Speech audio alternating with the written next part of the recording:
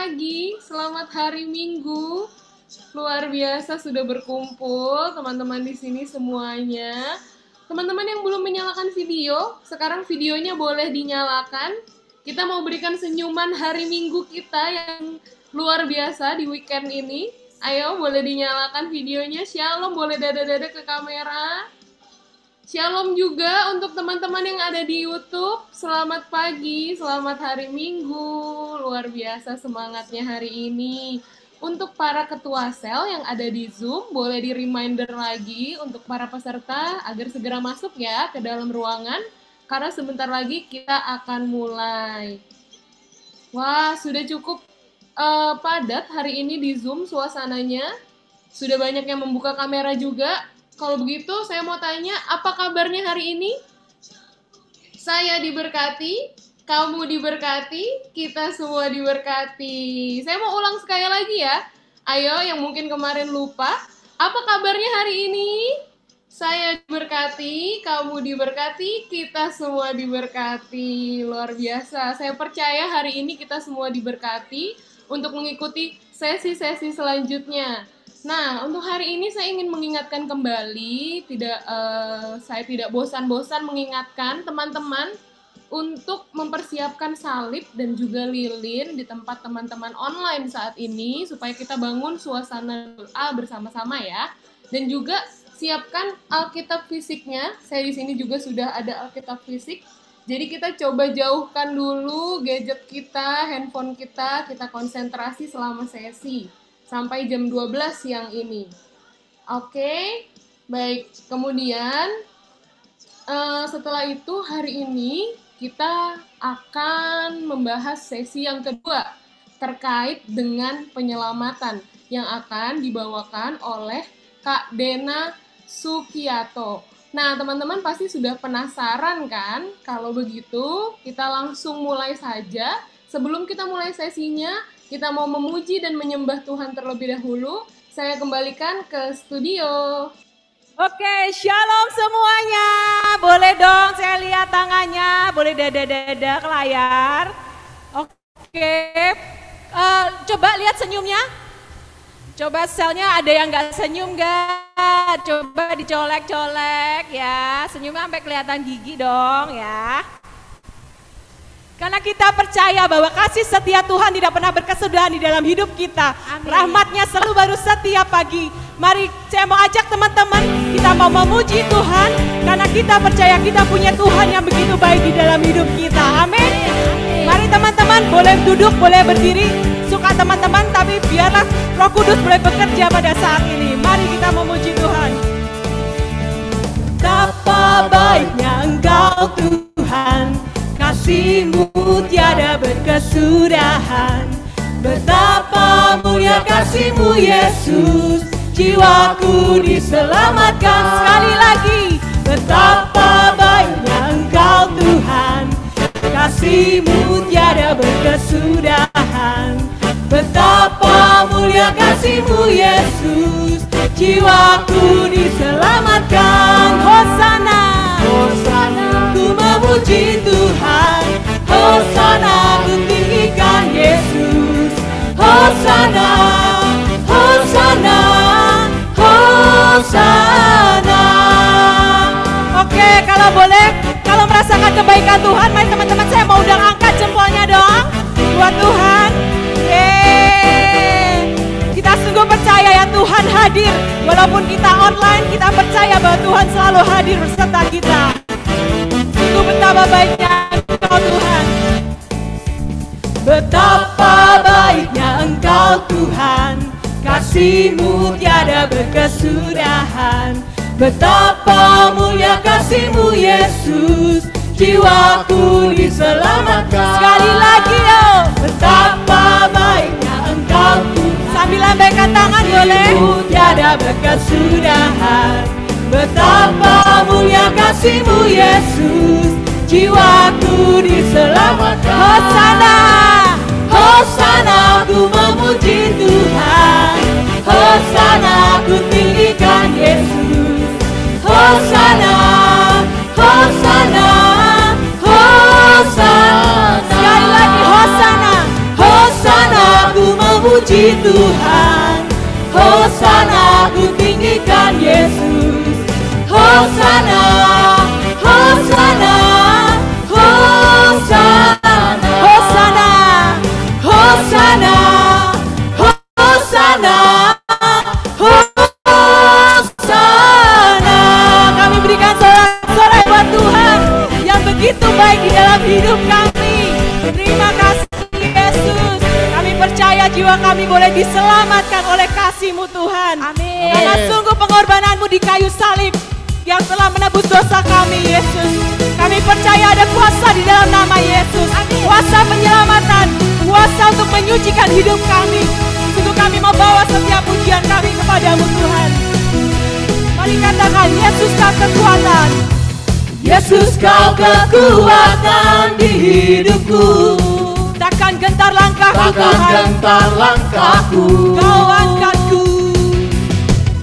Kau angkat tanganku di saat ku jatuh. Kaulah sumber Kaulah kuatku. sumber kuatku. Oh, lembah yang gelap, Lembah yang gelap kan ku lewati. sebab Engkau beserta kami. Sebab Engkau sertaku.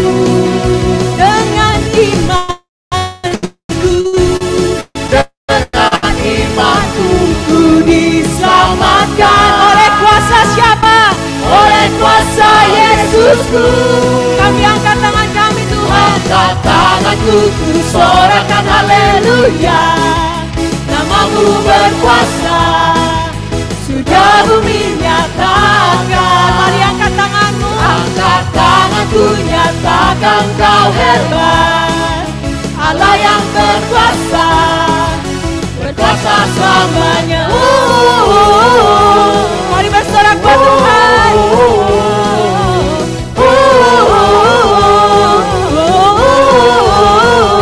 Sebab Kau Yesus kekuatan kami.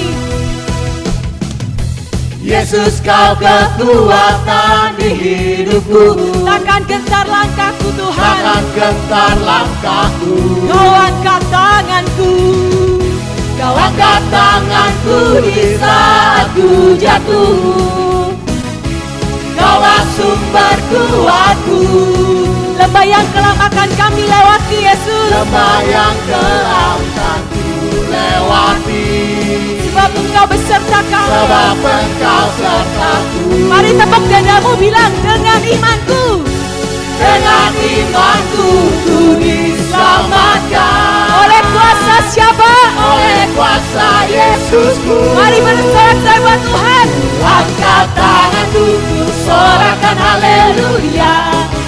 Namamu berkuasa, sudah bumi nyatakan. Kami angkat tangan kami. Angkat tanganku, nyatakan kau hebat.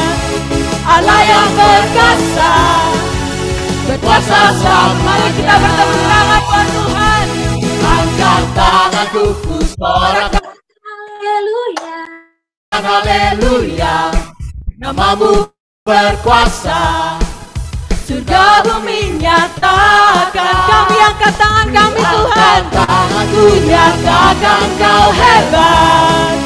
Allah yang berkuasa, berkuasa selamanya.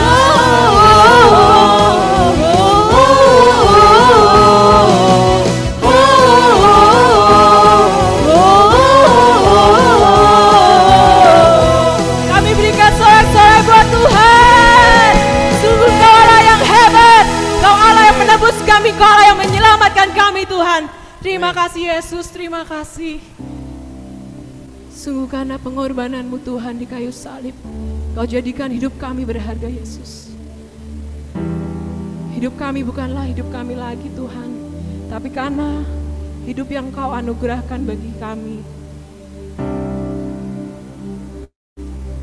Biarlah melalui sesi ini, Tuhan, kami mau kembali datang, kembali mengenal Engkau, Yesus. Karena sungguh Engkaulah sahabat kami. Karena tidak ada kasih yang lebih besar daripada seorang sahabat yang mengorbankan nyawanya bagi sahabat-sahabatnya. Sungguh Engkau Yesus yang menjadi sahabat kami. Sungguh Engkau Yesus yang memberikan pengorbanan yang sempurna bagi hidup kami. Mari kita mau angkat pujian ini. Ku hidup oleh anugerah-Mu. Ku hidup oleh anugerah-Mu,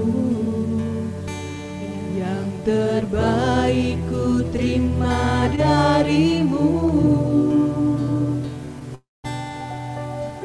Rancangan-Mu indah bagiku, sebab ku hidup selalu di dalam-Mu. Jangan biarkan kami meragukan kasih setia-Mu Tuhan. Aku meragukan bukti kasih dan karya salib-Mu. Karena Engkau yang telah menggantikan hidup kami. Kau telah mati gantikan hidupku, sebab itu ku selalu bersyukur.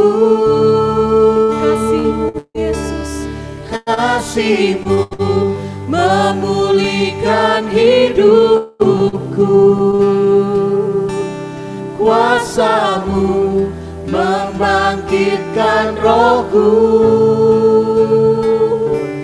darah-Mu telah tercurah bagiku, pengorbanan-Mu sempurna. mari teman-teman, saya ajak teman-teman untuk menyanyikan pujian ini. Sungguh kita mau menyadari bahwa hidup kita sudah diselamatkan oleh darah Yesus di kayu salib. Sungguh pengorbanannya yang sempurna memberikan kita hidup di dalam segala kelimpahan. Mari datang kepadanya, mari ungkapkan syukur-Mu, karena sungguh begitu baik kasih Tuhan dalam hidup kita.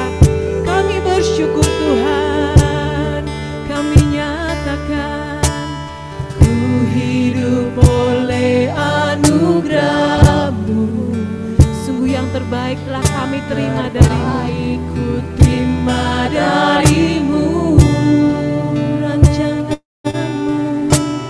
Rancangan-Mu indah bagiku, sebab ku hidup selalu di dalam-Mu. Kami tidak mau meragukan kasih-Mu Yesus. Tiada pernah ku meragukan bukti kasih dan karya salib-Mu. Kau telah mati gantikanku, Kau telah mati gantikan hidupku, sebab itu ku selalu bersyukur. Kasih-Mu memulihkan hidupku, kuasa-Mu membangkitkan rohku, darah-Mu telah tercurah bagiku, pengorbanan-Mu sempurna. Kasih-Mu memulihkan hidupku, kuasa-Mu membangkitkan roh kami Tuhan. kuasa-Mu membangkitkan rohku, darah-Mu telah tercurah bagiku, pengorbanan-Mu sempurna. Mari lebih tinggi lagi angkat suara-Mu. Kasih-Mu memulihkan hidupku, kuasa-Mu membangkitkan rohku, Darah-Mu tercurah bagi kami. telah tercurah bagiku, pengorbanan-Mu sempurna. Mari dengan lembut kita nyatakan, Kasih-Mu memulihkan hidupku, mari rasakan kasih Tuhan memulihkan hidup kita. kuasa-Mu membangkitkan rohku, Dia yang rindu teman-teman boleh datang lagi. darah-Mu tak tercurah bagiku, pengorbananmu sempurna. Sekali lagi katakan kasih-Mu Tuhan. Kasih-Mu memulihkan hidupku. Terima kasih Yesus. Kuasa-Mu membangkitkan rohku. Darah-Mu Tuhan. Darah-Mu tak tercurah bagiku, pengorbananmu sempurna. Pengorbananmu sungguh sempurna. Pengorbananmu sempurna. Pengorbananmu sempurna. Pengorbananmu sempurna.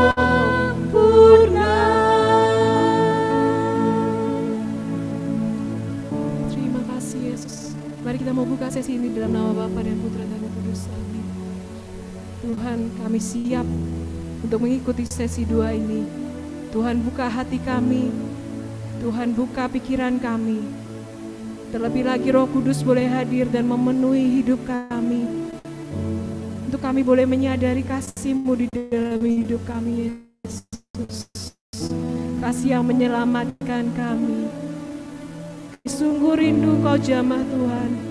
Kami sungguh rindu hadir-Mu di dalam hidup kami, memulihkan kami, memberkati kami. Kiranya Engkau juga berkati Kak Dena yang akan membawakan sesi ini Tuhan. Berikan dia kuasa-Mu Yesus. Biar setiap pikirannya, perkataannya, seluruh gerak-gerik tubuhnya Tuhan, Kau yang pakai dia dengan luar biasa Yesus. Untuk mewartakan kasih-Mu di tempat ini, untuk mewartakan cinta-Mu bagi setiap dari kami Tuhan. Kami serahkan sesi ini Tuhan Yesus. Kami percaya tidak ada gangguan yang dapat mengganggu kami untuk mengikuti sesi ini dengan baik Tuhan. Kami percaya sesi ini tidak akan berlalu sia-sia, tapi Engkau akan menjamah. Terima kasih Yesus. Kemuliaan kepada Bapa dan Putra dan Roh Kudus, seperti pada permulaan, sekarang, selalu, dan sepanjang segala. Amin. Dalam nama Bapa dan Putra dan Roh Kudus. Amin.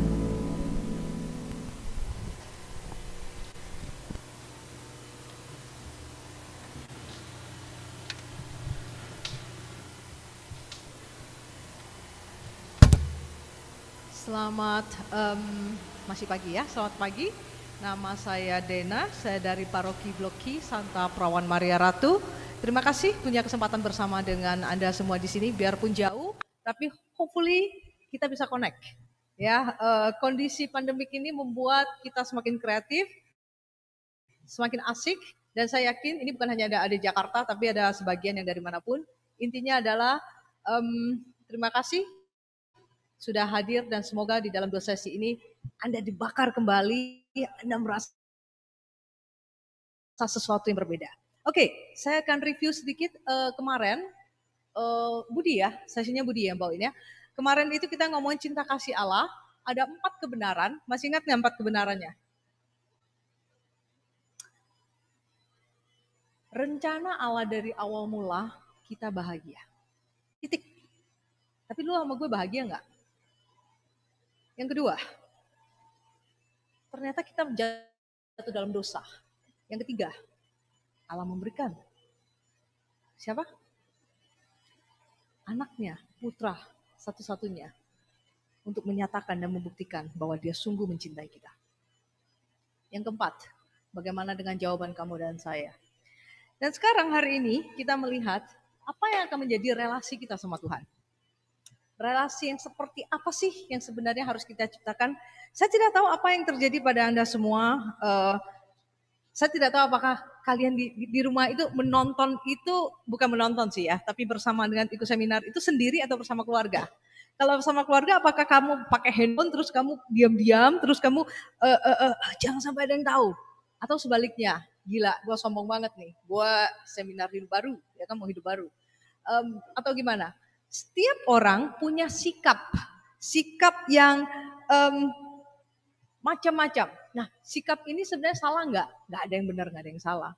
Tapi hari ini ada sesuatu yang Tuhan pesan untuk kita.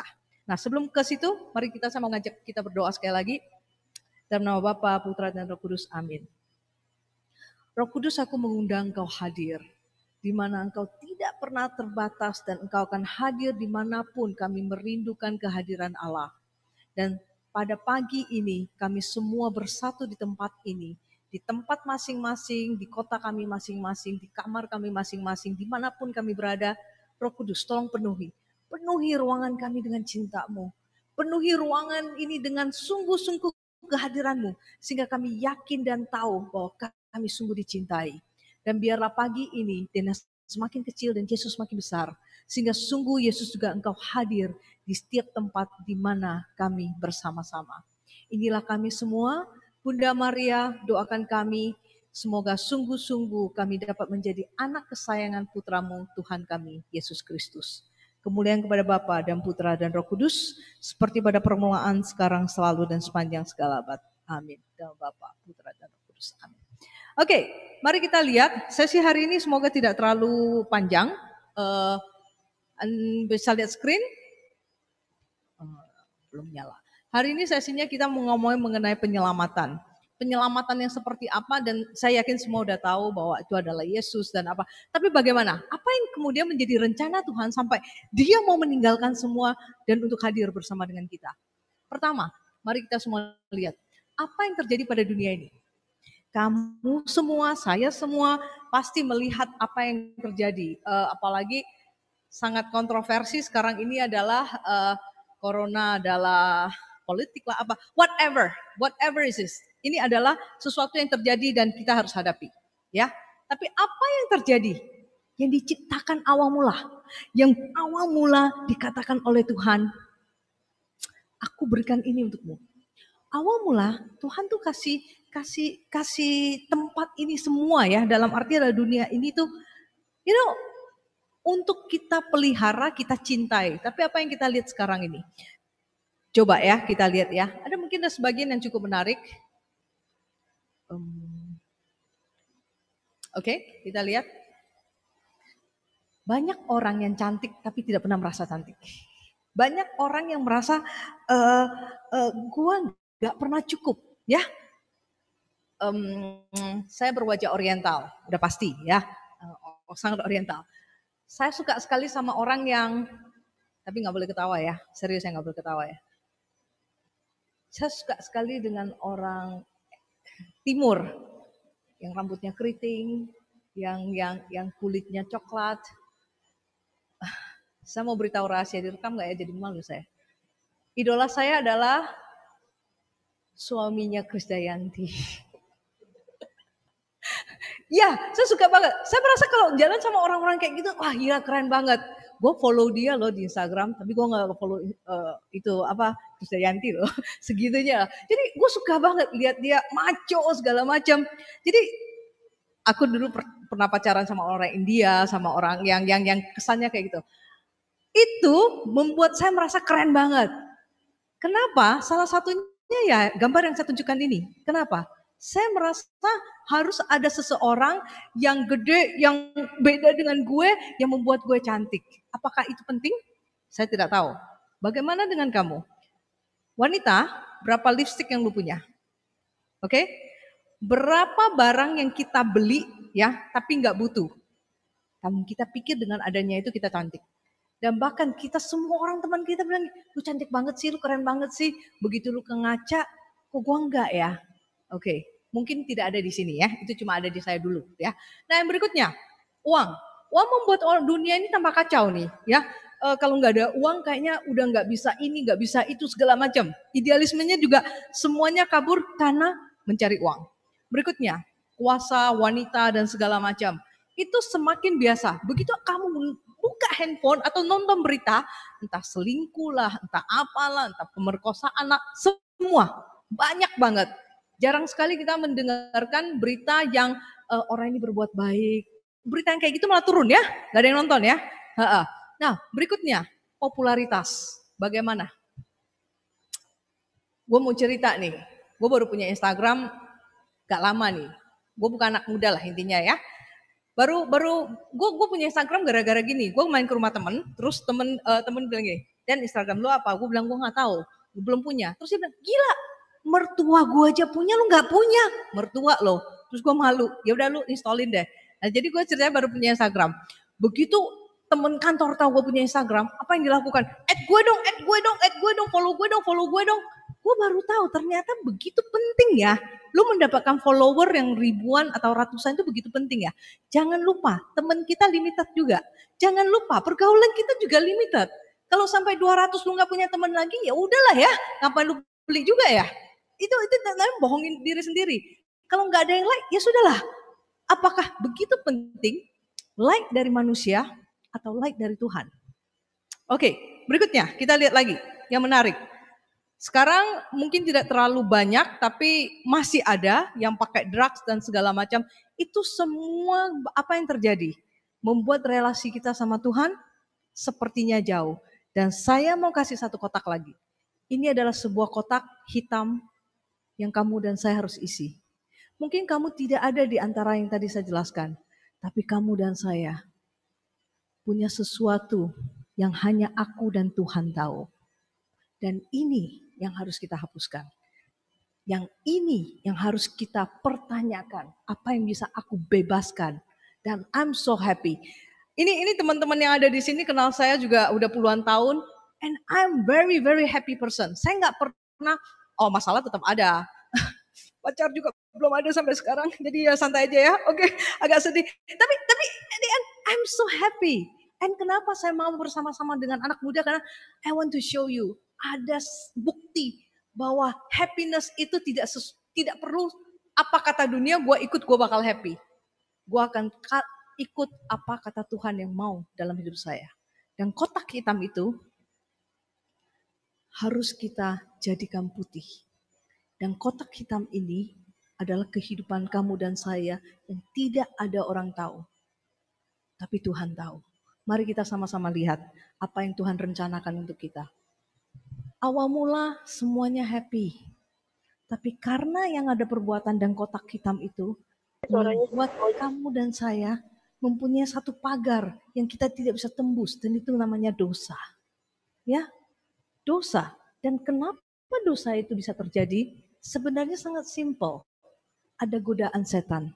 Tapi kita ngomong, ya, itu kan setan itu sebenarnya menariknya adalah dia hanya menggoda. Saya akan cerita sedikit mengenai Adam dan Hawa, bagaimana mereka jatuh dalam dosa, ya. Anda tahu kan, Tuhan menciptakan pria dan Tuhan menciptakan wanita, terus Adam tertidur, terus Hawa jalan, terus Hawa diberitahu sama Allah, kamu boleh makan semua buah, sayur, segala macam di sini, tapi sama pohon itu buahnya lu nggak boleh makan. Apa yang terjadi? Kita tahu ceritanya, si iblis goda Hawa. Ada buah enak banget. Terus kata Hawa, ini cerita lah ya, nanti kita konfirmasi kalau kita udah ketemu Hawa. Waktu dia bilang, manis banget. Terus Hawa bilang, manis, leci juga manis. Terus si iblis bilang, this is crunchy, juicy, is really nice gitu kan. Terus si Hawa ngomong apa? Alah, itu durian lebih enak katanya gitu kan ya. Jadi ternyata si iblis ngomong apa? Lu kalau makan ini, lu akan seperti Allah. Nah, dan itu yang terjadi. Seperti Allah salah nggak? Ya nggak salah. Tapi motivasi seperti Allah untuk menguasai semuanya dan melebihi Allah, itu yang menjadi problem. Maka dikatakan Hawa jatuh di dalam kesombongan. Itulah. Maka kalau setiap kali kita mau jatuh di dalam dosa, iblis itu cuma menggoda. Aduh, masa sih? Lu korupsi dikit gak apa-apa lah, beli barang 200.000, klaim ke kantor misalnya 300 gitu. Kan lu juga capek ya kan, lu cari barang kan setengah mati ya kan. Ya gak apa-apa lah, lu jalan, gak apa-apa lah cuma 100.000, udahlah gitu. You see? Hal-hal yang setan hanya menggoda.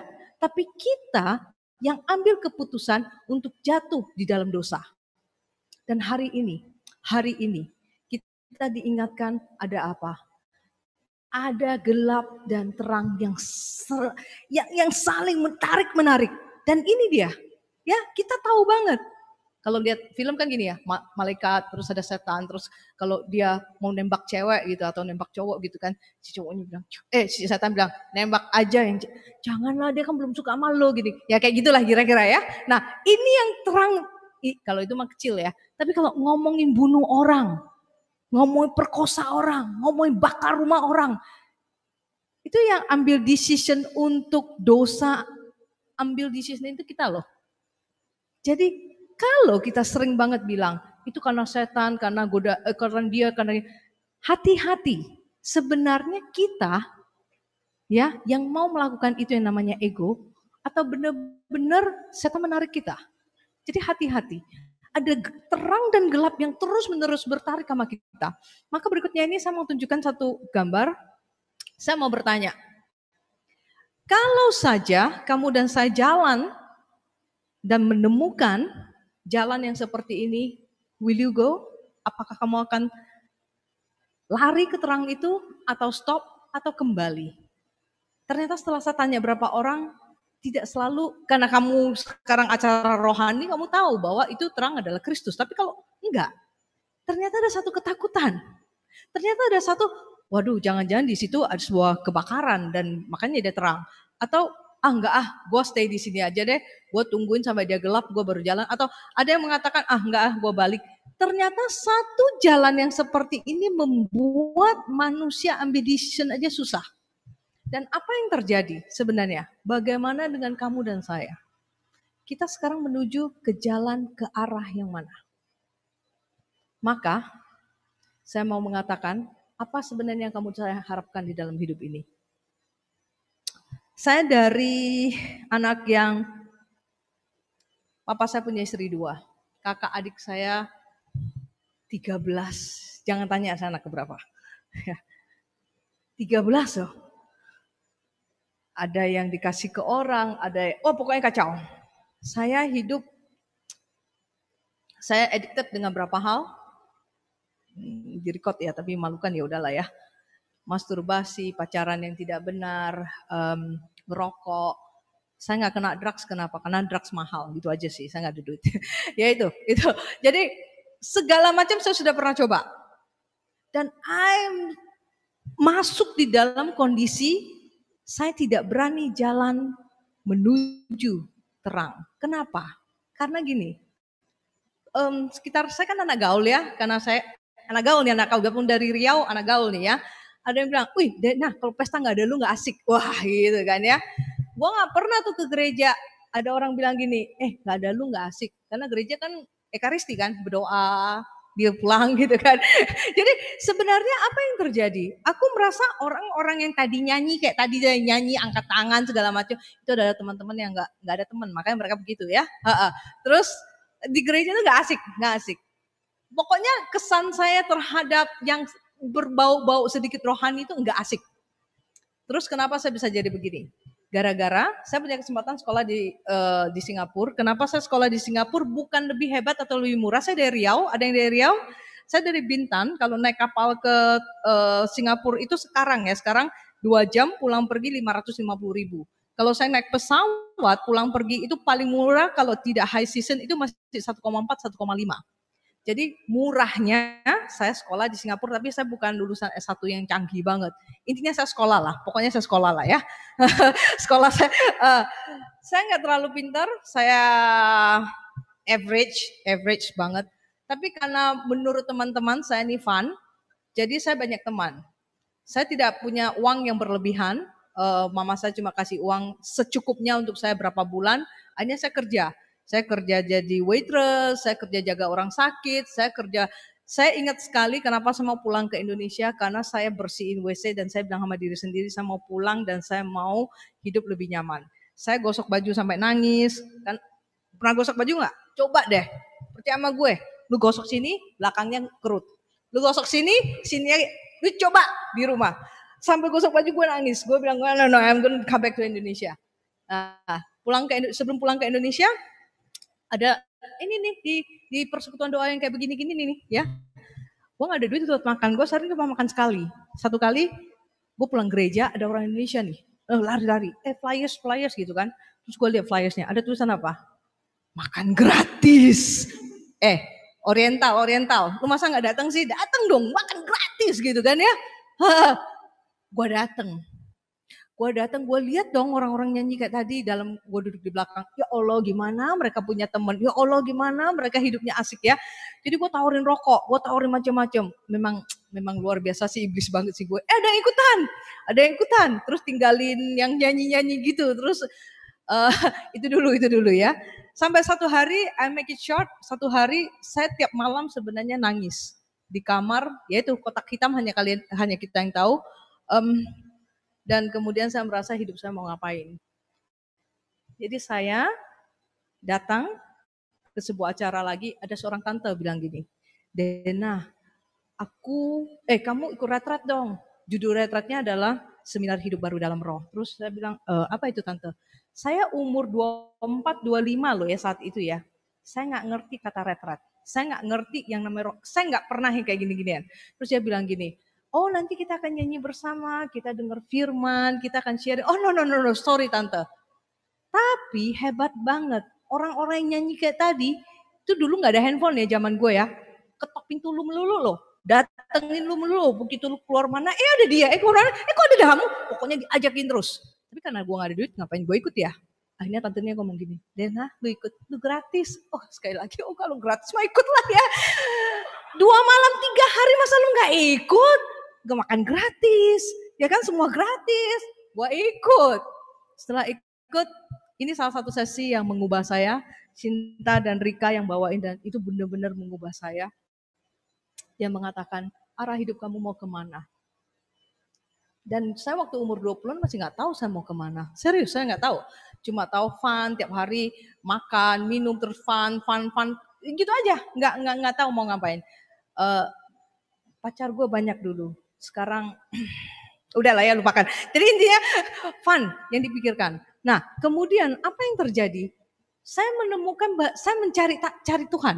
Saya mencari Tuhan dengan perbuatan baik gitu kan ya. Saya mencari Tuhan dengan mendengarkan orang-orang motivasi, filosofi yang hebat ya.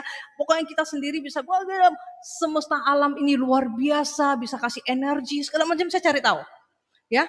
Terus sekarang dengan ada apalagi New Age movement ini, misalnya yoga nggak salah. Kalau untuk exercise nggak salah. Tapi kalau sampai ke meditasi, mendengarkan suara meninggalkan Tuhan, hati-hati. Nah, hal-hal ini juga terjadi. Jadi di zaman saya sampai sekarang ini makin tren. Kenapa? Karena ada sosmed yang begitu gampang dan promosi begitu gampang. Saya mengikut meditasi ini dan menemukan pemulihan bla bla bla. Kamu tahu, saya banyak teman-teman meditasi. Saya sampai baru-baru 2 tahun lalu saya ikuti meditasi karena pengen tahu. Meditasi, yoga, alam semesta yang macam-macam, gelombang saya pelajari itu. Tahu nggak? Saya baru tahu loh, orang meditasi itu sehari meditasi bisa sampai 6 jam. Terus saya lagi mikir, kalau 6 jam dia lakukan banyak hal, bukankah lebih baik? Oh, kamu tidak tahu, aku menemukan kedamaian. Oh ya nggak salah. Tapi sedih aja sih. Saya ya mungkin dia banyak masalah terserah. Tapi buat saya sangat sedih, 6 jam paling minimum ya, standar mereka adalah 3 jam. Pagi, siang, malam. Itu standarnya mereka. Tapi 3 jam ini habis itu hidup mereka seperti apa? Kalau buahnya kebetulan yang saya ketemu ada beberapa buahnya bagus, tapi ada berapa yang intinya cuma satu. Apakah itu bisa membuat pohon yang kalian lihat sebelah kanan ini menjadi lebih hijau? Apakah itu semua filosofi segala macam motivasi, wow gue bisa membuat tanah yang kita lihat di gambar ini menjadi subur? Saya sudah mencari itu kemana-mana dan saya tidak menemukan. Hanya satu yang kemudian saya temukan, ya, satu, manusia butuh apa? Kita butuh tangan yang dapat menuju jalan kita. Justru teman-teman yang norak-norak inilah yang menyembuhkan aku. Ya, coba, belum pernah kan? Tadi kan sebelum mulai aku ditumpahin tangan kan untuk berdoa. Kalian belum pernah kan? Nah, makanya sekali-sekali sama mereka-mereka lah, coba lah ya. Tapi kita ini semua bukan orang sempurna. Ya, jangan tersinggung kalau kami marah lah, apalah, itu standar lah manusia. Tapi intinya adalah kami punya satu visi dan tujuan, merangkul tangan Allah Yesus dan membawa dia mendekap dengan kami dan kami bagikan kepada kalian. Ini tujuan utamanya. Ini dari jam 7 pagi, jam 8 mereka udah jemput saya segala macam tuh, mereka udah setting. Ini ada berapa tempat ya? Ada berapa co-hostnya? 1, 2, 3, 4, 3, 4. Ini ada 4 rumah. Ini cuma salah satu loh. Sesibuk, seluar biasa ini. Lihat bukunya, seluar biasa ini mereka lakukan. Dan mereka tidak dibayar. Dan mereka melakukan ini dengan sukacita. Saya dari tadi pagi datang ke sini ketawa-ketawa sama mereka sampai hari ini. Ya, you see, this is what God want. Punya komunitas yang punya relasi. Dan kenapa kami bisa melakukan ini? Karena kami yakin ada sebuah tangan yang telah kami raih. Dan tangan ini adalah tangan yang membuat kami kembali untuk menemukan cinta yang sejati. Dan ini dia. Saya mau katakan Allah mengutus putranya, Yesus untuk membebaskan kita. Pernah lihat salib sambil nangis? Atau melihat salib, ih bodoh banget sih ini percaya banget sih kayak ginian. Mungkin hari ini Anda bisa melihat salib, cari di Google, dan kemudian temukan yang kalian suka gambarnya. Cuma satu, take it and bilang, Tuhan, aku mau merasakan penyelamatan Engkau di dalam hidupku. Sering sekali kita cuma lihat dan kita ignore. Nah ini, semoga dengan kalian selesaikan SHDR biarpun secara Zoom, lihat gambarnya, yaitu kita dibebaskan. Nah, Yesus wafat untuk dosa kamu dan saya. Titik. Salah ada dan. Ya, bangkit dan hidup dan mengajak kita punya hidup baru. Nah, sekarang kalau kita ngomong Yesus mati untuk dosa kita, semua orang pasti tahu bahwa Yesus itu ambil keputusan yang sangat-sangat luar biasa. Pernah kebayang nggak rumah Yesus kayak apa? Tempat tinggal Yesus kayak apa? Dia meninggalkan semua loh. Gue suka bayangin dia punya kolam renang 2 hektar. Dia punya mobil itu Ferrari ada 300, ya, terus ada Rolls Royce, segala macam. Dia lebih canggih lagi. Dia nggak usah nyetir, dia tinggal begini aja semuanya jadi gitu. Dia tinggalin itu semua loh. Dan dia mau lahir di tempat yang paling tidak menyenangkan. Untuk apa? Membuktikan dia mau mencintai kamu dan saya. Dan apa yang terjadi waktu di kayu salib? Dia mengatakan apa?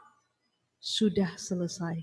Dia mau mengambil semua kotak hitam kita, pergi sama dia, dan kita diberi roh yang baru untuk hidup lebih semangat, lebih indah, lebih dengan penuh dengan cinta. Kita lihat berapa ayat, karena ini acara rohani, jadi mau nggak mau harus baca ayat ya. Oke ya. Baca bersama-sama, di Zoom aja udah. 1, 2, 3. Ia telah melepaskan kita dari kuasa kegelapan dan memindahkan kita ke dalam kerajaan anaknya yang terkasih. Dia melepaskan kita. Yang tadinya iblis mencengkram kita, yang tadinya iblis katakan, hari ini dia katakan, no, iblis lu kalah. Gua sudah membayar habis anak-anak ini. Lu tidak ada kuasa atas anak-anak ini. Dan memindahkan kita kerajaan anaknya. Apa tuh kerajaan? Pernah bayangin raja seperti apa? Yesus adalah raja yang penuh dengan damai dan kasih. Kalau kamu ada di tengah-tengah itu, kamu akan merasakan sesuatu yang berbeda dan akan mengubah. Ini dia, ini yang dirindukan oleh Tuhan, membuat kita yang gelap menjadi kehidupan yang terang. Berikutnya agak panjang. Oke, ini dia. Karena dahulu kita juga hidup dalam kebodohan. Kita ini tidak taat, sesat, menjadi hamba berbagai-bagai nafsu dan keinginan. Sebenarnya bukan dulu sih, sekarang juga ya. Oke ya. Dan keinginan, hidup dalam kejahatan, kedengkian, iri hati ya kan. Gila tetangga gue lebih keren ya. Gila ini cewek keren amat dibandingkan gue. Padahal lu udah keren. Percaya sama gue ya. Oke. Yang keji, saling membenci. Apalagi saling membenci sekarang ya kan. Orang salah ngomong aja udah wah Tapi ketika nyata kemurahan Allah, juru selamat kita dan kasih-Nya kepada manusia, pada waktu itu Dia telah menyelamatkan kita. Bukan karena perbuatan benar yang telah kita lakukan, tetapi karena rahmat-Nya melalui permandian, kelahiran kembali, dan melalui pembaruan yang dikerjakan oleh Roh Kudus. Rahmat. Ada yang nama Rahmat di sini? Nggak ada ya, oke. Rahmat itu adalah sebuah hadiah. Ada sebuah hadiah yang Tuhan berikan kepada kamu dan saya. Dan hadiah itu kita terima waktu kita permandian. Dan kemudian apa yang terjadi? Ada sebuah roh yang membakar kita. Ya, yang sudah dilimpahkannya kepada kita melalui Yesus Kristus. Kita baca sama-sama lagi. Juru selamat kita supaya kita sebagai anugerahnya berhak menerima hidup yang kekal sesuai dengan pengharapan kita. Menerima hidup yang kekal. Percaya sama saya, taruhan sama saya. Lu mau cari kemanapun, lu tidak menemukan kehidupan yang dikatakan kekal. Bahkan kita sekarang ini bisa menemukan kehidupan, tentu saja tubuh kita tidak akan kekal. Tapi ada sesuatu yang kekal, yaitu cinta Tuhan yang tidak pernah habis-habisnya. Bukti kehadiran Yesus di dalam kehidupannya yang membuktikan Dia mengangkat dosa-dosa itu adalah benar. Dan itulah yang ngelit kita terus-menerus ke hidup yang kekal. Ayat yang terakhir, kita sama-sama baca juga. Yaitu Yesus,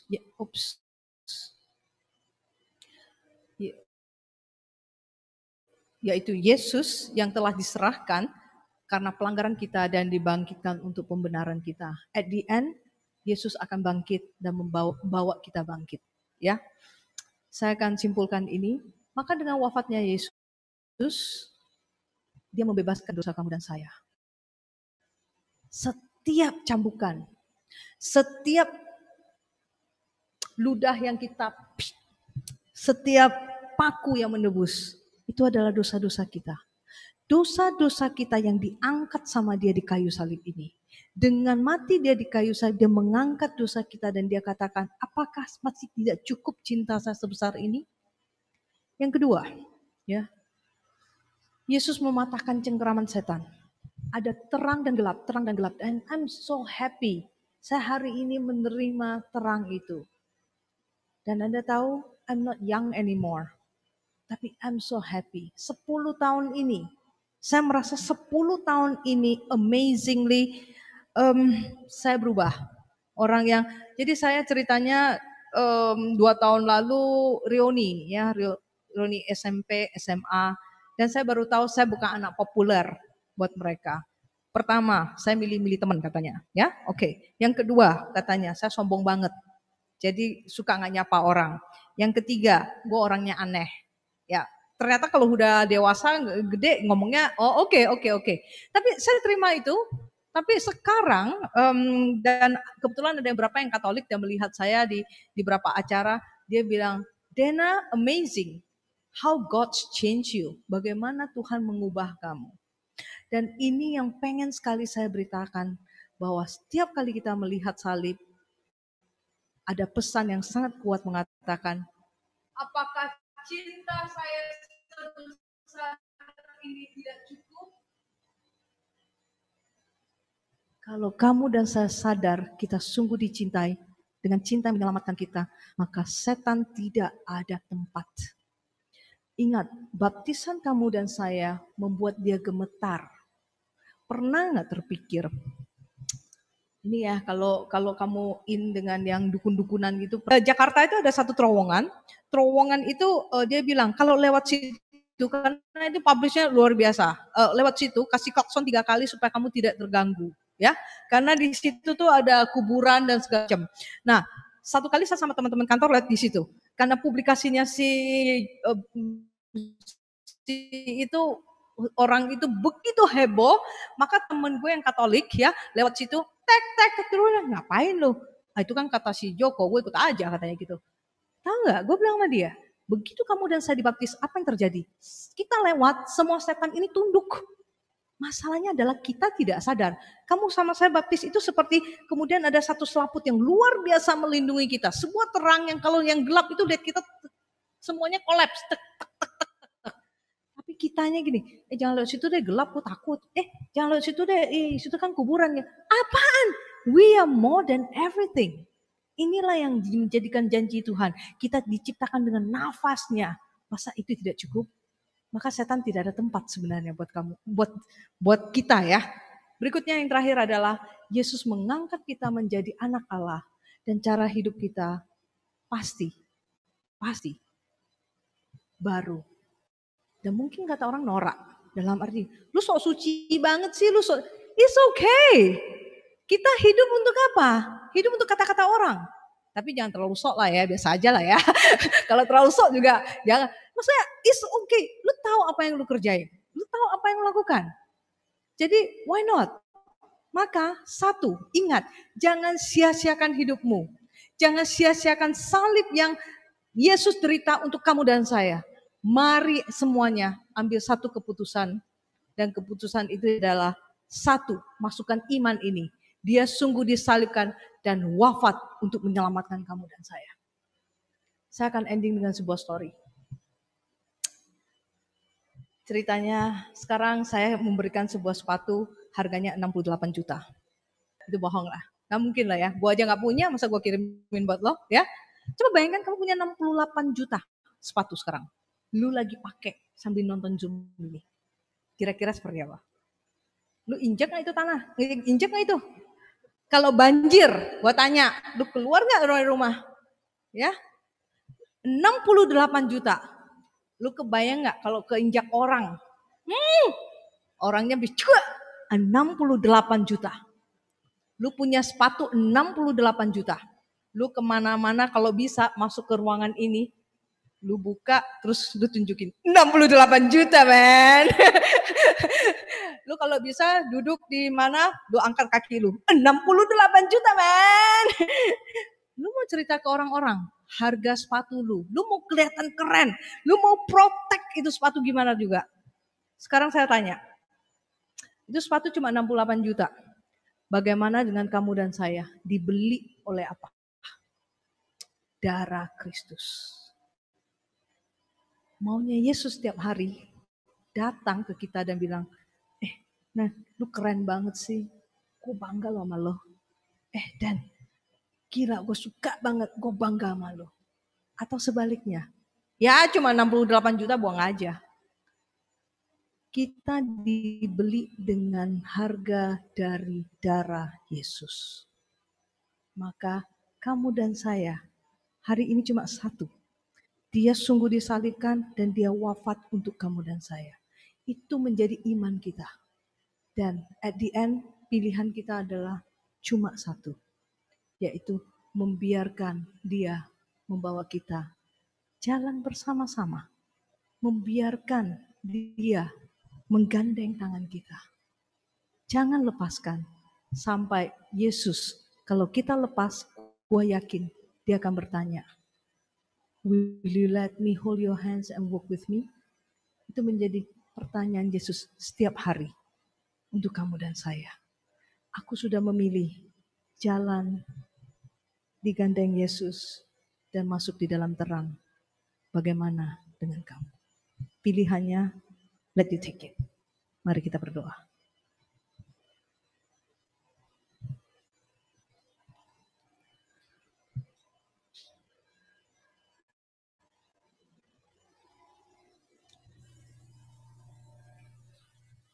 Nama Bapa, Putra dan Roh Kudus. Amin. Yesus, kami sungguh bangga punya Allah yang seperti Engkau.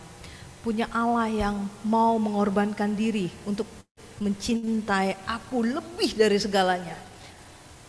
Aku bangga karena aku dibeli dengan darah Kristus yang begitu mahal. Dan hari ini aku baru merasa bahwa aku begitu kecil. Aku begitu menyakitkan Engkau.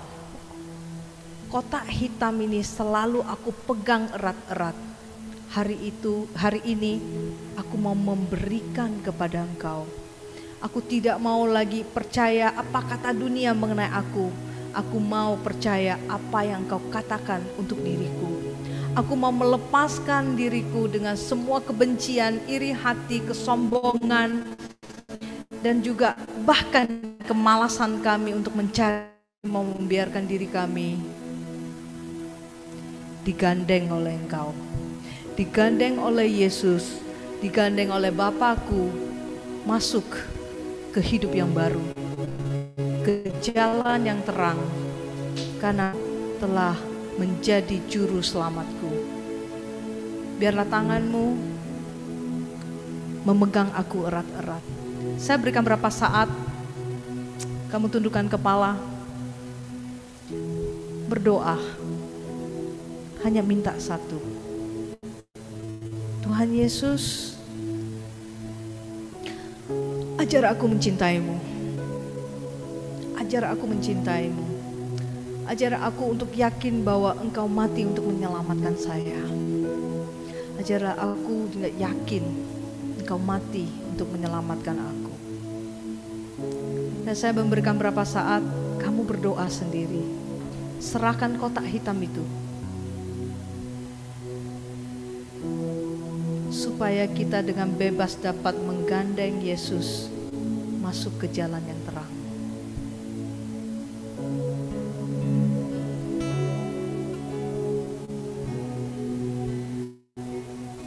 Tidak ada mustahil.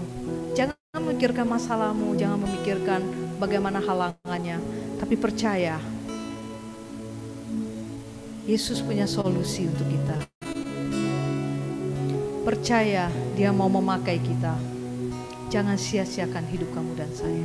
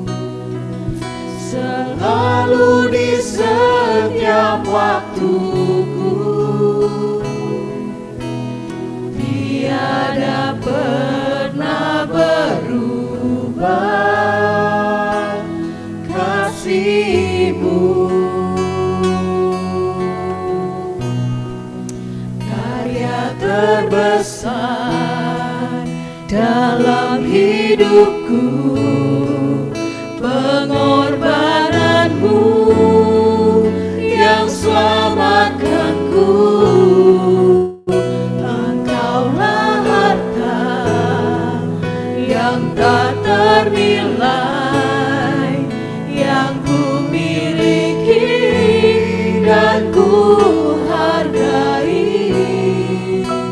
Yesus, Engkau ku kagum, Karya terbesar, karya terbesar dalam hidupku, pengorbananmu yang selamatkanku. Engkaulah harta yang tak ternilai, yang ku miliki dan ku hargai. Yesus, mari kita nyanyi bersama-sama. Katakan, karya terbesar, karya terbesar dalam hidupku, pengorbananmu yang selamatkanku. Engkaulah harta yang tak ternilai, yang ku miliki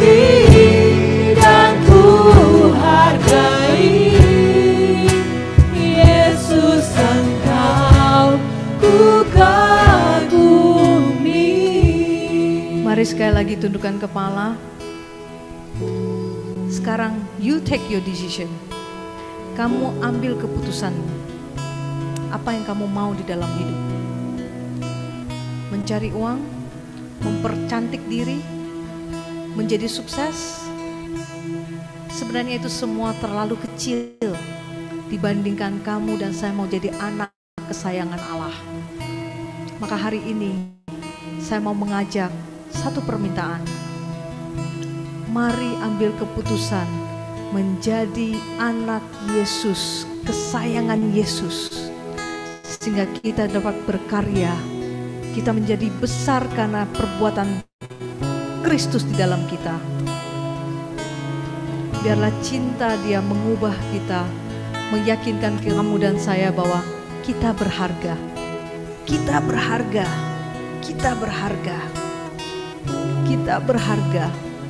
Tidak ada yang bisa katakan kita bodoh, tidak ada yang bisa katakan kita jelek, tidak ada yang bisa mengatakan kita adalah orang-orang yang tidak berguna.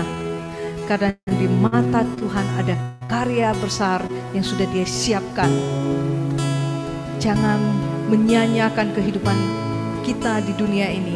Jangan menyanyiakan kebaikan Yesus, penyelamatan Dia terhadap hidup kita. Kalian berdoa, satu harapan, menjadi anak kesayangan Kristus. Dan biarlah keheningan ini membuat Roh Kudus bekerja, menyentuh, datang dan menggerakkan kita untuk tetap mau menjadi anak kesayangannya.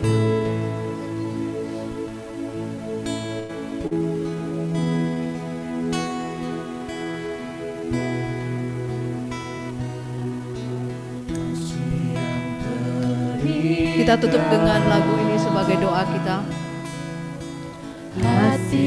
Kita nyanyikan bersama-sama. Biar setiap kata dari lagu ini menjadi doa kita. Hanya ku temukan di dalam-Mu, Yesusku.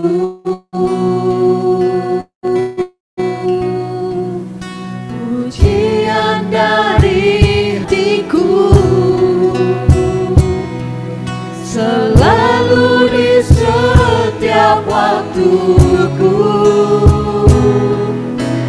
Tiada pernah berubah kasih-Mu.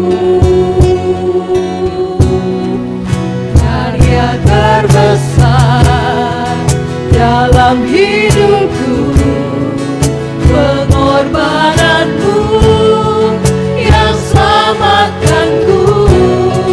Engkaulah harta yang tak ternilai, yang ku miliki dan ku hargai. Yesus, Engkau ku kagumi. Karya terbesar dalam hidupku, pengorbanan-Mu yang selamatkanku. Engkaulah harta yang tak ternilai, yang ku miliki dan ku hargai. Terakhir kali sama-sama nyanyikan lagu ini supaya karya Tuhan dapat menggerakkan kita. Besar dalam hidupku, pengorbanan-Mu yang selamatkanku.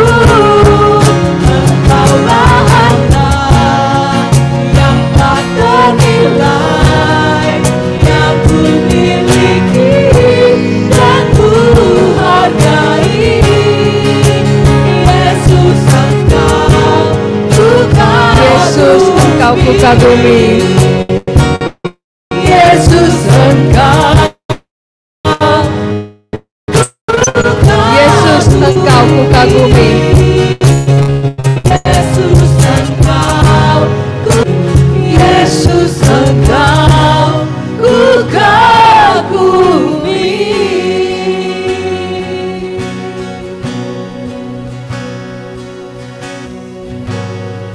Mari taruh tangan kananmu di dadamu dan rasakan cinta Tuhan yang menyelamatkan kita. Taruh tangan kananmu di dada dan biarkan Roh Kudus menyentuh kita.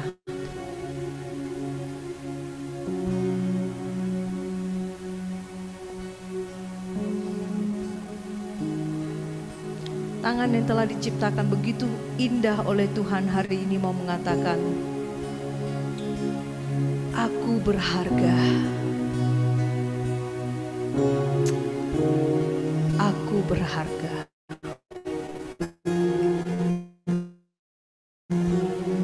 Aku berharga. Bunda Maria, inilah kami. Kami adalah anak-anak yang rindu bertemu dengan Putra-Mu. Semoga mulai hari ini Engkau berdoa terus-menerus menarik kami lebih ke jalan terang dan sungguh-sungguh berani ambil komitmen untuk menjadi anak kesayangan Putra-Mu Yesus Kristus. Roh Kudus, inilah kami, pimpinlah kami, biar kami bisa meraih tangan Yesus untuk jalan bersama-sama. Kemuliaan kepada Bapa dan Putra dan Roh Kudus, seperti pada permulaan, sekarang, selalu, dan sepanjang segala abad. Amin. Dalam nama Bapa, Putra, dan Roh Kudus. Tuhan memberkati kita semua. Ya, great. Thank you. Thank you Kak Dena untuk sharing yang telah diberikan kepada kita semua di sesi kedua ini. Luar biasa setelah mengikuti sesi kedua. Apa kabarnya semuanya? Aku diberkati, kamu diberkati, kita semua diberkati. Puji Tuhan semuanya masih diberkati oleh Tuhan ya sampai di sesi kedua ini. Untuk sebelumnya, saya mau mengucapkan selamat makan siang dulu untuk teman-teman yang di YouTube. Selamat makan siang. Nanti kita akan kembali lagi di sini jam 13.00, jam 1 siang ya, setelah makan siang. See you teman-teman yang di YouTube. Boleh dada-dada dulu buat teman-teman yang di YouTube. Oke. Waktu Tuhan pasti yang terbaik, walau kadang tak mudah dimengerti. Lewati cobaan, ku tetap percaya waktu Tuhan pasti yang terbaik.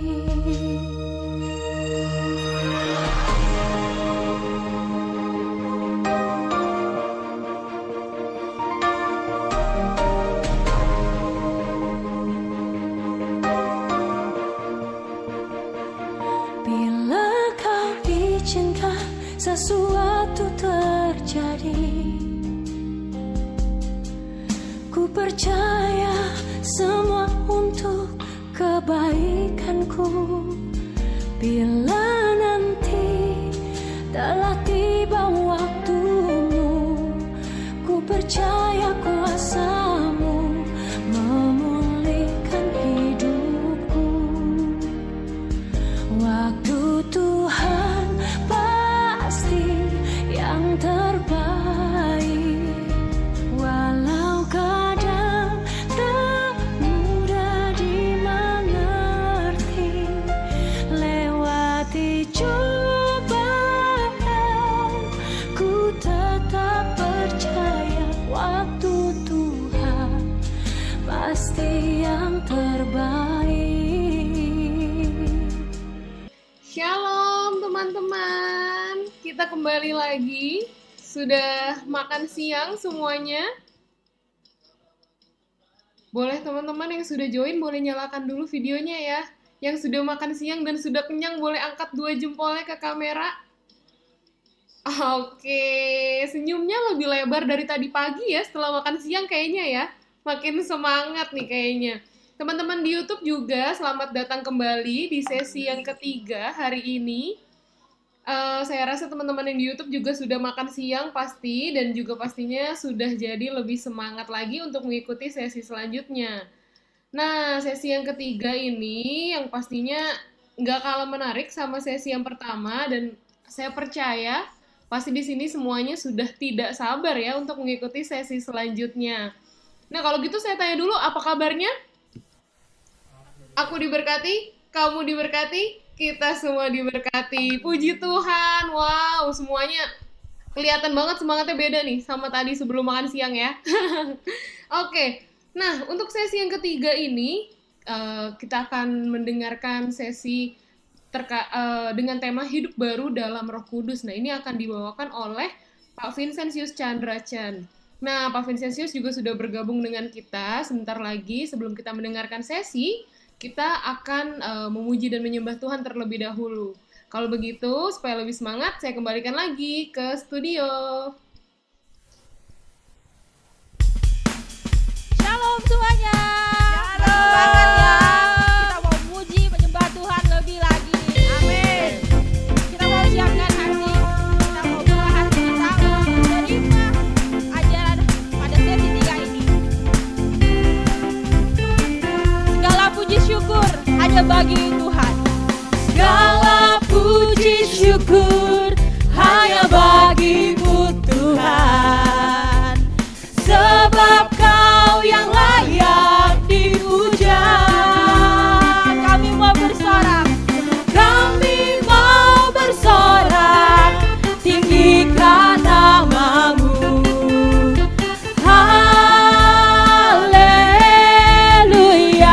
segala puji syukur hanya untukmu Tuhan.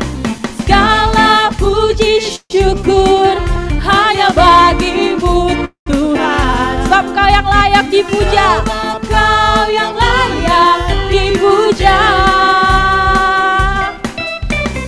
Kami mau bersorak, tinggikan namamu.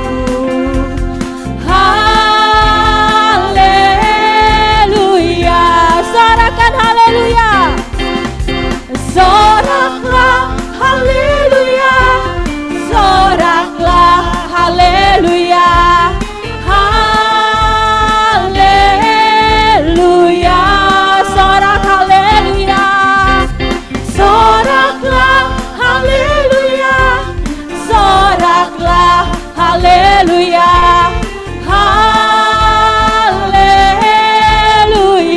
Segala puji syukur sebab Tuhan baik. Segala puji syukur hanya bagimu Tuhan, sebab Kau yang layak dipuja. Kami mau bersorak, Kami mau bersorak, tinggikan namamu. Haleluya. sorakan haleluya. Soraklah haleluya, soraklah haleluya, haleluya, haleluya. Soraklah haleluya, soraklah haleluya, haleluya. Kita mau bersorak lebih lagi. Soraklah haleluya, Sorak haleluya. soraklah haleluya, haleluya. Sorak-sorai. Soraklah haleluya, soraklah haleluya, haleluya. Sorak haleluya. Haleluya, haleluya,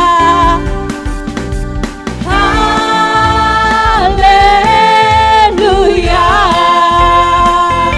Sorak-sorai buat Tuhan yang ajaib. Kita mau bangkit, kita mau serukan nama Yesus, bahwa nama Yesus yang hebat di dalam hidup kita. Amin. Amin.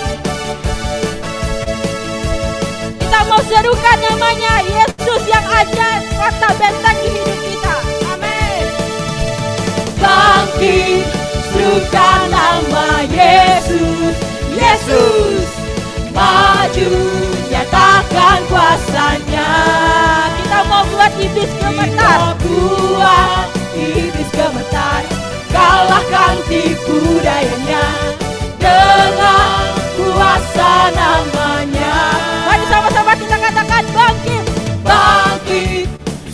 serukan nama Yesus. Yesus maju, nyatakan kuasanya. Kita buat iblis gemetar, kalahkan tipu dayanya dengan kuasa namanya. Namamu Yesus, nama Yesus, menara yang kuat. Nama Yesus, kota benteng yang teguh. Nama Yesus, kalahkan semua musuh. Nama Yesus di atas segalanya. Percaya buat Tuhan, kita mau bangkit untuk Tuhan. Bangkit serukan nama Yesus. Bangkit, serukan nama Yesus. Yesus maju, nyatakan kuasanya. Kita buat iblis gemetar, kalahkan tipu dayanya dengan kuasa namanya. Nama Yesus, menara yang kuat. Nama Yesus, kota benteng yang teguh. Nama Yesus, kalahkan semua musuh. Nama Yesus di atas segalanya. Mari kita mau bertepuk tangan bersama. Nama Yesus, menara yang kuat. Nama Yesus, kota benteng yang teguh. Nama Dia yang perkasa. Nama Yesus, kalahkan semua musuh. Nama Yesus di atas segalanya. Nama Yesus di atas segalanya. Nama Yesus, nama Yesus, nama Yesus di atas segalanya. Suara-suara bagi Tuhan. Ajaib Engkau Tuhan, terpujilah Engkau Tuhan. Dahsyat Engkau Tuhan. Engkau perkasa di dalam hidup kami Tuhan. Engkaulah kekuatan kami Tuhan. Saat kami tidak mampu Tuhan untuk berdiri Tuhan, untuk menghadapi segalanya, tapi Engkau yang memberikan kami kekuatan. Ajaib Engkau Tuhan. Ajaiblah namamu Yesus. Engkaulah kekuatan hidup kami Tuhan. Kami sadar Tuhan, kami tidak mampu untuk berjalan sendiri, tapi dengan kekuatan-Mu kami percaya Engkau yang selalu bersama-sama dengan kami, tidak pernah meninggalkan kami Tuhan. Apapun keadaan kami dan diri kami Tuhan, Engkau selalu menganggap kami indah di mata-Mu Yesus. Hanya kekuatan dari-Mu Tuhan yang kami andalkan Tuhan.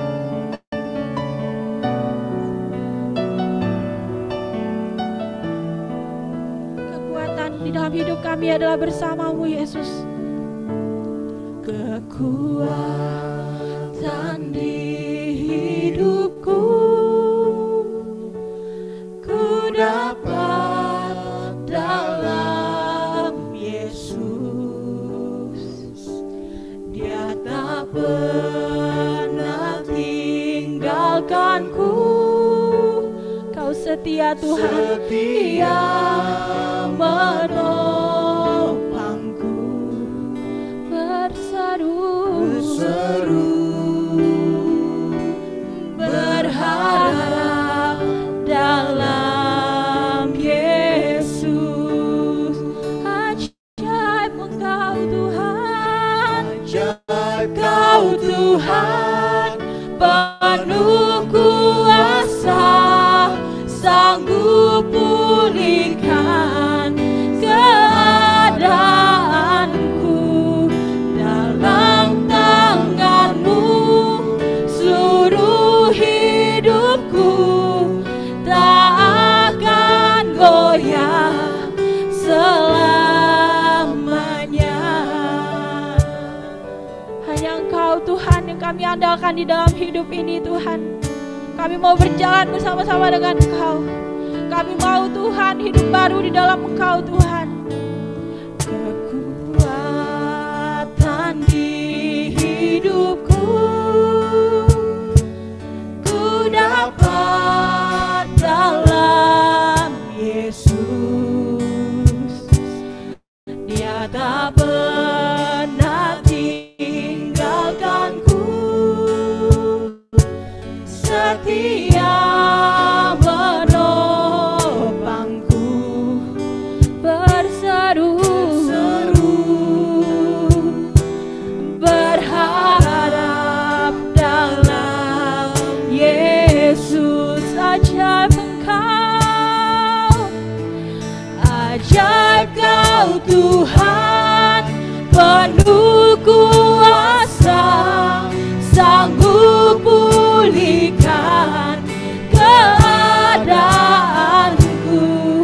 Dalam tangan-Mu seluruh hidupku tak akan goyah selamanya. Ajaib Engkau Tuhan, penuh kuasa, sanggup pulihkan keadaanku.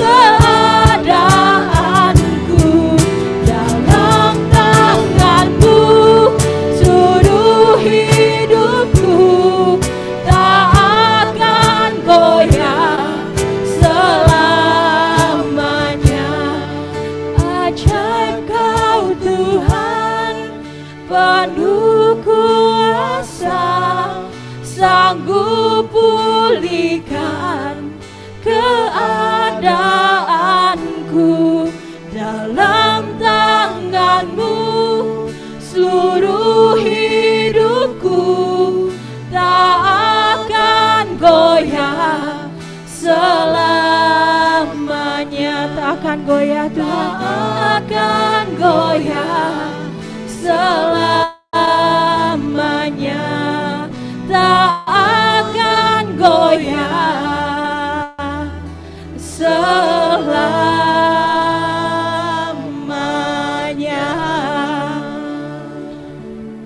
Ajaib Engkau Yesus, Engkau Tuhan kami yang ajaib.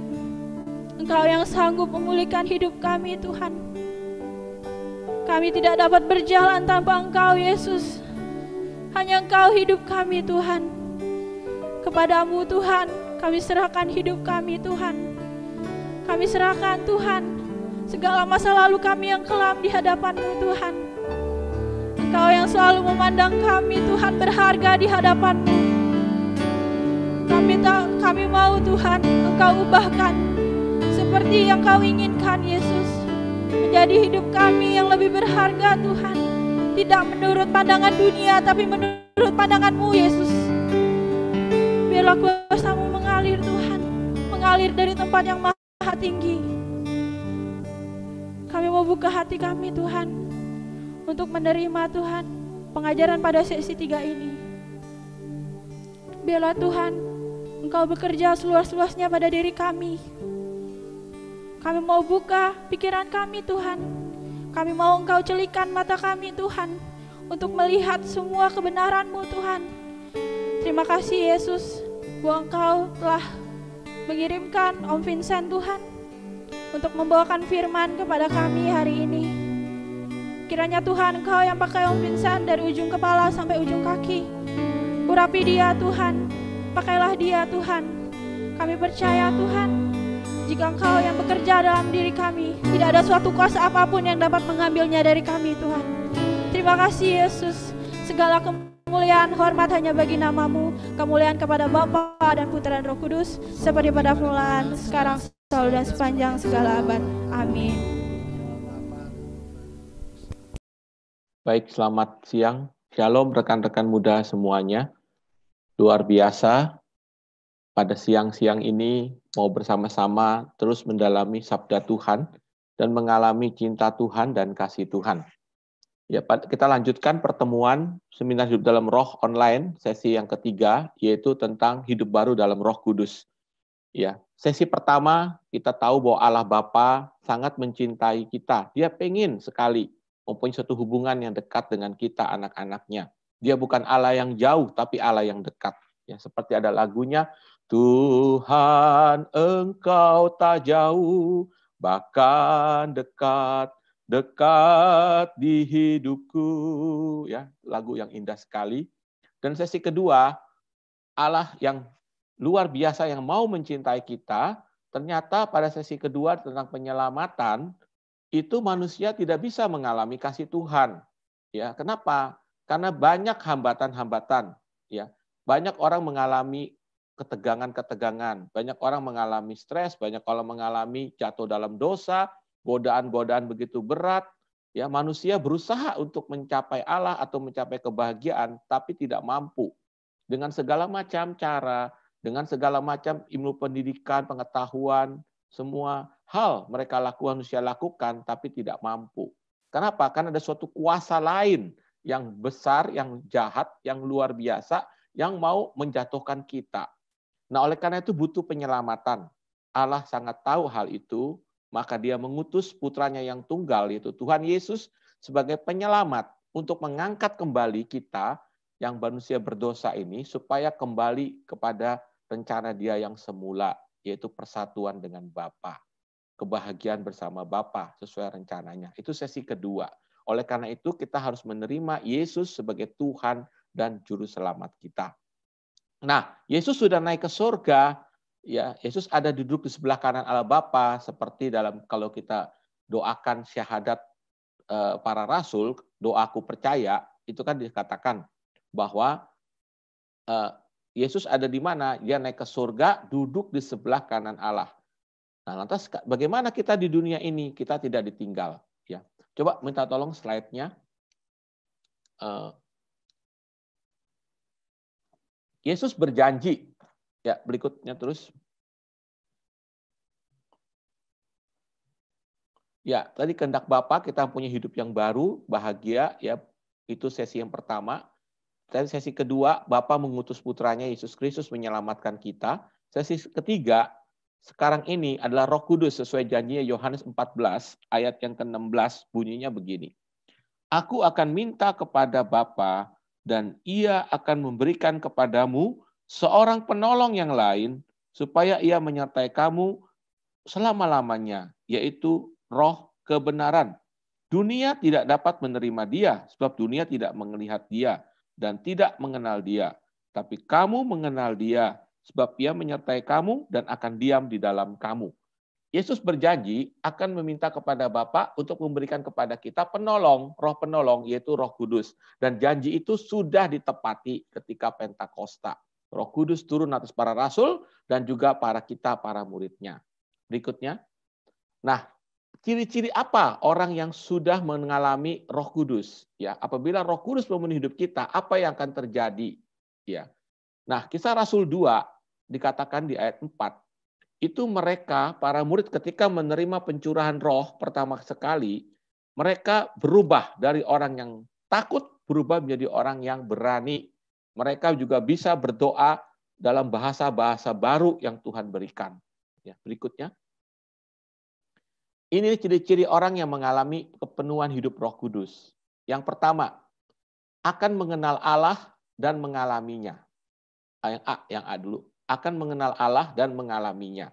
Jadi orang yang mengalami hidup dalam Roh Kudus, ya, Allah lagi bukan menjadi sesuatu yang jauh, tapi begitu dekat. Begitu dekat, dan kita bisa mengalami Dia. Saya memberikan sedikit pengalaman saya. Waktu saya dulu sebelum dibaptis, saya bukan baptis tidur ya. Baptis tidur tahu ya, baptis yang ketika masih bayi. Saya baptisnya baptis berdiri, yaitu baptis dewasa. Jadi pada waktu itu, saya anak yang waktu pas lingkungan keluarga saya ini boleh katakan tidak mengenal Tuhan.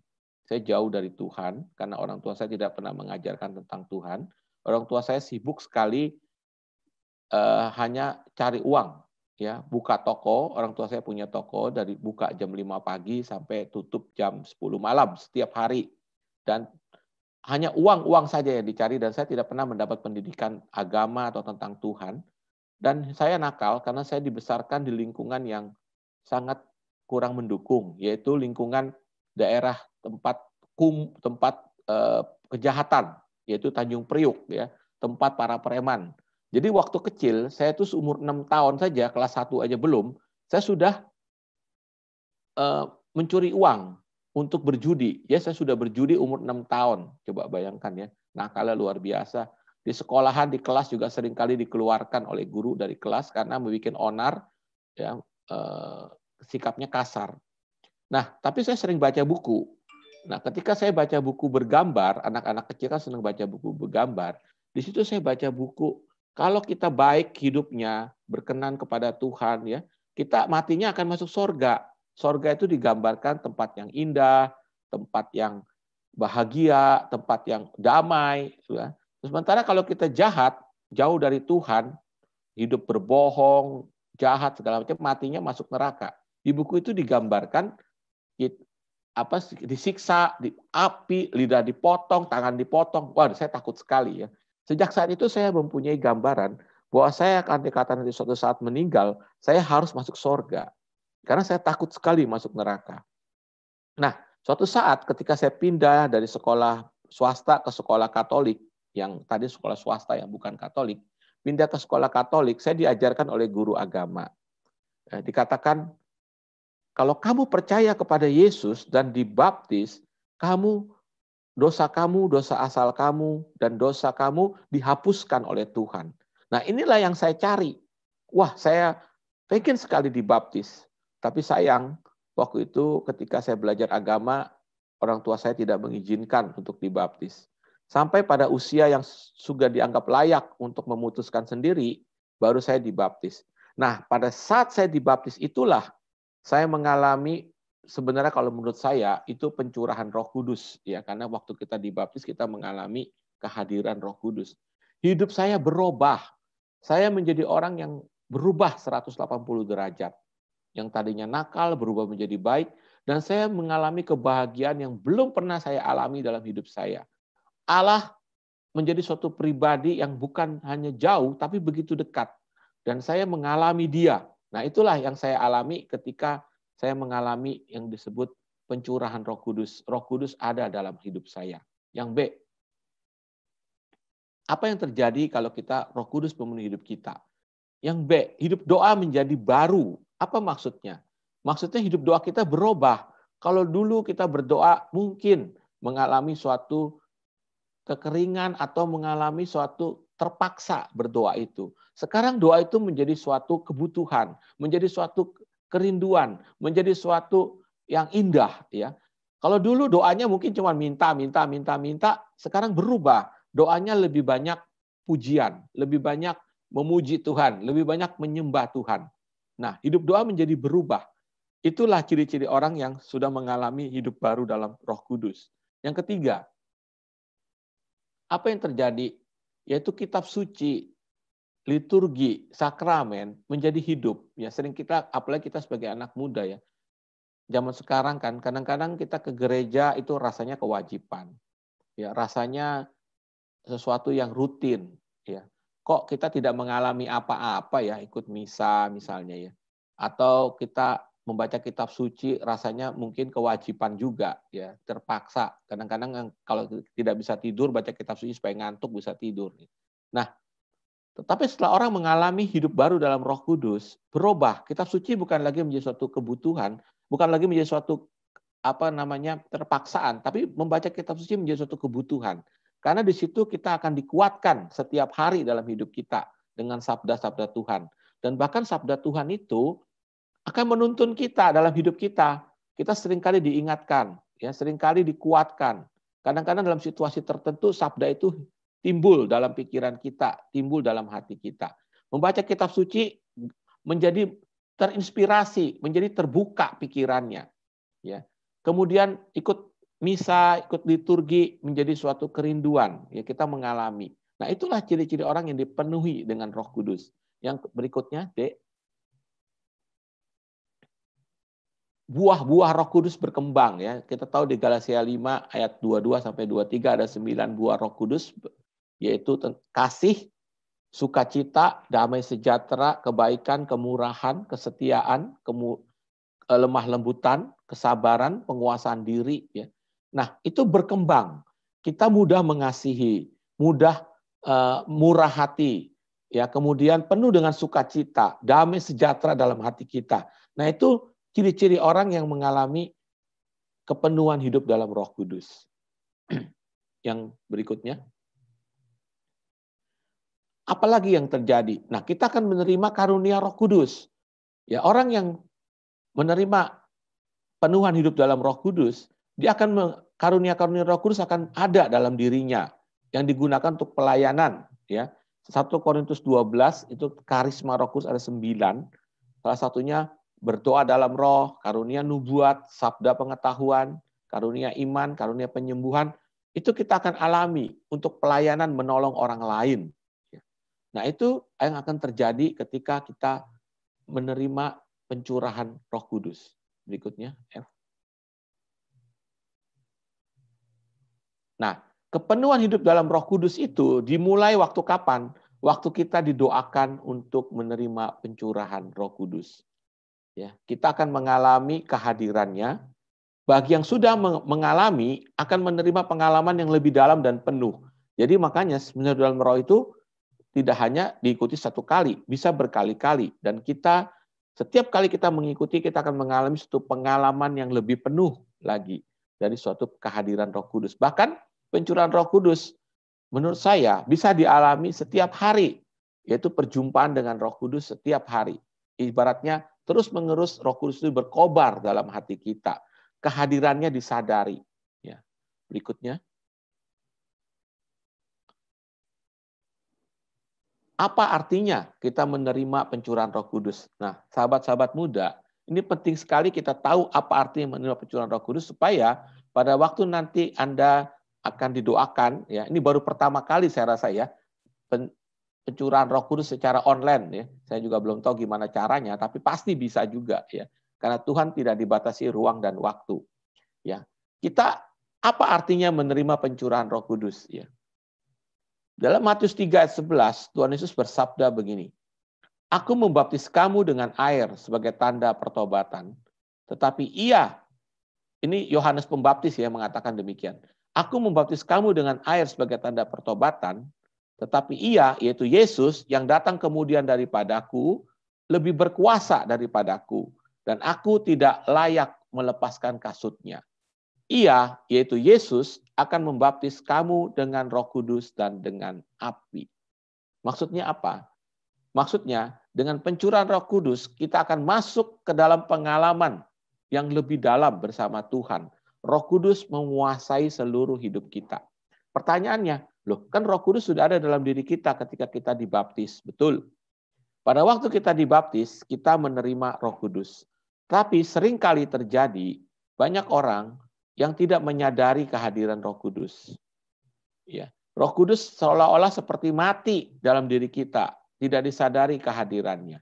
Nah, ketika kita menerima pencurahan Roh Kudus yang sudah ada di dalam diri kita dibiarkan bebas bekerja, menguasai seluruh hidup kita. Berikutnya. Jadi arti menerima pencurahan Roh Kudus adalah pembebasan kuasa Roh Kudus yang selama ini terbelenggu oleh macam-macam, oleh luka batin, oleh dosa, oleh ketidaktahuan kita, oleh kecuekan kita. Nah, itu kuasa itu dibebaskan bekerja, menguasai seluruh hidup kita. Kalau biasa seringkali dipakai ilustrasi yang sering adalah ilustrasi air diisi dengan sirup, ya. Kalau air diisi dengan sirup yang berwarna merah, ketika sirup itu dituang, ketika diminum, ya, waktu mengendap di bawah itu belum manis airnya. Tapi kalau sudah diaduk, ya, ketika kita sudah larut dan kita minum, itu airnya menjadi manis. Nah, kurang lebih demikian ilustrasinya ya. Arti menerima pencurahan Roh Kudus. Ya.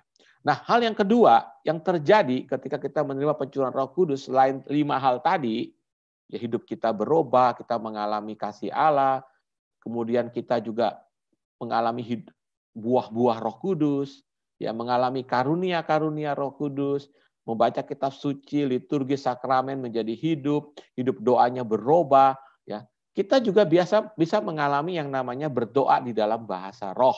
Ya, ini juga sering terjadi ketika kita mengalami pencurahan Roh Kudus. Apa itu karunia berdoa dalam bahasa roh? Yaitu 1 Korintus 12 ayat 10 mengatakan, siapa yang berkata-kata dengan bahasa roh tidak berkata-kata kepada manusia, tetapi kepada Allah. Sebab tidak ada seorang pun yang mengerti bahasanya. Oleh roh ia mengucapkan hal-hal yang rahasia. Jadi bahasa roh yang digunakan sebagai doa, karunia doa, itu adalah suatu karunia doa kepada Tuhan, di mana kita berdoa bukan dengan akal budi lagi, tetapi roh kita yang berdoa. Nah, Allah menaruh kata-kata dalam mulut kita sebagai bahasa bunyi-bunyian yang tidak dapat dimengerti. Bahasa roh ini aneh, yaitu satu-satunya bahasa di dunia di mana orang yang mengucapkannya dia sendiri tidak tahu artinya.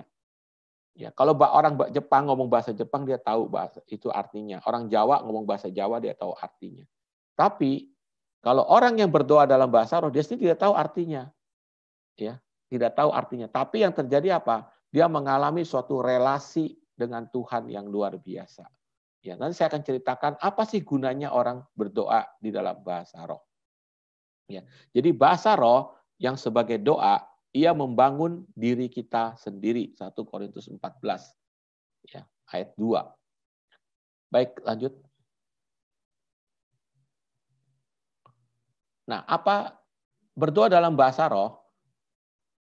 Jadi ayat berikut terus di sini dikatakan 1 Korintus 14 ayat 15. Jadi apakah yang harus kubuat? Aku akan berdoa dengan rohku, tapi aku akan juga berdoa dengan akal budiku. Aku akan menyanyi dan memuji dengan rohku, tapi aku akan menyanyi dan memuji juga dengan akal budiku. Jadi selain kita berdoa pakai bahasa manusia, kita juga bisa berdoa di dalam roh. Ya. Nanti kita lihat gunanya, apa gunanya berdoa dalam roh. Di Roma 8 ayat 26, nah ini bagus sekali ya, sabda Tuhan dikatakan demikian. Demikian juga roh membantu kita dalam kelemahan kita, sebab kita tidak tahu bagaimana sebenarnya harus berdoa. Tetapi roh sendiri berdoa kepada kita, kepada Allah, dengan keluhan-keluhan yang tidak terucapkan. Ya. Jadi roh kudus sendiri yang berdoa kepada Allah, ya. Allah tahu apa maksud roh itu. Nah ini yang luar biasanya ya, karunia berdoa dalam bahasa roh. Ayat berikut, slide berikut. Bahasa roh ada 3 macam, teman-teman yang terkasih ya, supaya kita lebih memahaminya. Supaya ketika Anda mengalaminya, Anda tidak bingung. Ya, karena ketika saya pertama kali berdoa dalam bahasa roh, saya bingung. Kenapa? Karena tidak ada yang ngasih tahu. Ya. Nanti saya ceritakan pengalaman saya. Jadi bahasa roh ada 3 macam, yaitu bahasa roh biasa sebagai doa. Yang 1 Korintus 14 ayat 2. Tidak bisa dimengerti orang lain, hanya untuk diri sendiri. Ya, bahasa roh sebagai doa. Nah inilah yang setiap orang bisa mengalaminya. Setiap orang bisa berdoa dalam bahasa roh sebagai doa. Karena hanya sebagai doa. Yang kedua, bahasa roh yang harus ditafsirkan. Ini semacam karunia nubuat. Gunanya untuk orang lain. Ya. Jadi kalau orang tidak diberi karunia penafsiran, dia sebaiknya tidak mengucapkan bahasa roh yang dapat ditafsirkan ini. Karena hanya gunanya untuk orang lain. Yaitu menyampaikan pesan Tuhan. Yang ketiga, bahasa roh mujizat. Ya, dia berbicara dalam bahasa roh, orang bahasa lain bisa mendengarkan dia berbicara dalam bahasanya. Ya. Ini jarang terjadi yang nomor 3, bahasa roh sebagai mujizat. Ya. Tapi pernah terjadi. Berikutnya. Apa sih gunanya bahasa roh itu? Manfaat berdoa dalam bahasa roh. Kalau nggak ada gunanya, ngapain kita berdoa dalam bahasa roh? Ya. Ada macam-macam gunanya. Ya, yang pertama, menolong kita untuk memenuhi perintah Tuhan agar kita selalu berdoa. Teman-teman muda, coba bayangkan ya, Tuhan bilang kepada kita untuk berdoa senantiasa setiap waktu. Jangankan begitu, kita mau doa berapa menit aja, ya bisa aja pikiran kita melayang-layang. Ya. Kalau mengucapkan doa pakai spontan, ya seringkali kata-kata kita terbatas. Saya pernah dalam tanda petik menantang orang untuk berdoa di depan, ya 5 menit. Nanti saya kasih hadiah kalau bisa berdoa spontan 5 menit. Ternyata tidak ada yang berani. Saya turunkan waktunya 4 menit. Doa spontan, nanti saya kasih hadiah. Juga nggak ada yang berani. Saya turunkan waktunya 3 menit. Ada yang berani, seorang ibu maju. Ya. Dia berdoa, doanya bagus sekali. Dia berdoa apa? Doanya begini. Tuhan, Engkau sungguh baik. Aku memuji dan memuliakan Engkau. Engkau begitu mengasihi saya. Kasih-Mu begitu luar biasa, karena rancangan-Mu sempurna adanya. Menurut Yeremia 29 ayat 11, sebab aku ini mengetahui rancangan-rancangan apa yang ada padaku mengenai kamu, yaitu rancangan damai sejahtera dan bukan rancangan kecelakaan, untuk memberikan kepadaku hari depan yang penuh harapan. Tuhan, terima kasih. Engkau sungguh baik. Engkau bahkan mengutus Yesus Kristus putramu untuk kami semua. Karena menurut Yohanes 3 ayat 16, sebab karena begitu besar kasih Allah akan dunia ini, dia hafal ayat kitab suci. Bayangkan, dalam hati saya lewat nih 3 menit ya. Setelah dia ngomong panjang lebar berdoa, setelah itu dia katakan begini, demi Kristus Tuhan dan pengantara kami, semua pada menjawab amin. Ternyata setelah dicek, pakai stopwatch, dia berdoa hanya 2 menit lebih sedikit. Coba bayangkan, sudah panjang lebar dia berdoa, hanya 2 menit. Bagaimana kita bisa berdoa lama di hadapan Tuhan? Ya. Nah, ketika kita berdoa dalam bahasa roh, kita bisa berdoa terus-menerus. Karena tidak di setiap tempat, jangan di tempat ramai ya. Maksudnya di tempat yang sepi atau di kamar kita, ya kita bisa berdoa dalam roh. Karena kita biasa kalau berdoa dalam roh, seperti misalnya dalam doa syafaat.